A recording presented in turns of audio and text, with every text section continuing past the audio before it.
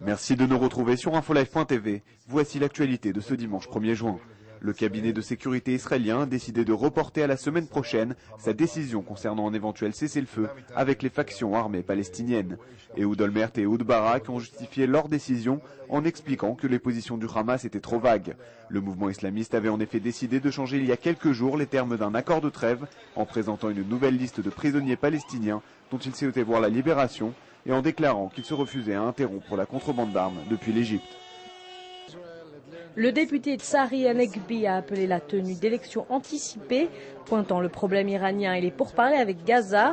Le membre de la Knesset a également demandé la mise en place d'un gouvernement d'urgence. Selon lui, le Premier ministre Ehud Olmert se concentrerait trop sur ses intérêts personnels et aurait des difficultés à prendre du temps pour toute autre chose.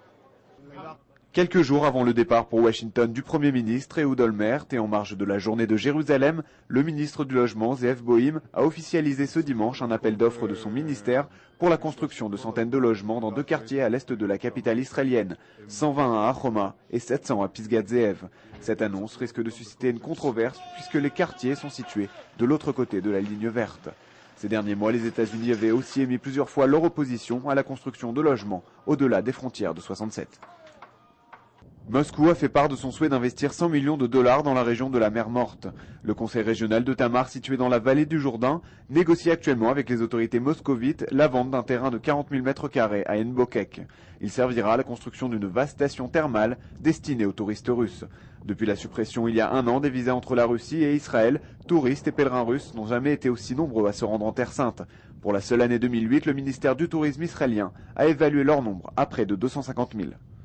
Jean-Luc Godard, absent du festival étudiant du film de Tel Aviv, le célèbre réalisateur franco-suisse a dû décliner l'invitation pour des raisons indépendantes de sa volonté, a annoncé l'attaché de presse du festival. Toujours selon elle, le cinéaste aurait cédé à la pression de groupes pro-palestiniens. Enfin, comme chaque jour sur infolive.tv, retrouvez notre journal des sports. C'est la fin de ce flash. Merci de nous avoir suivis.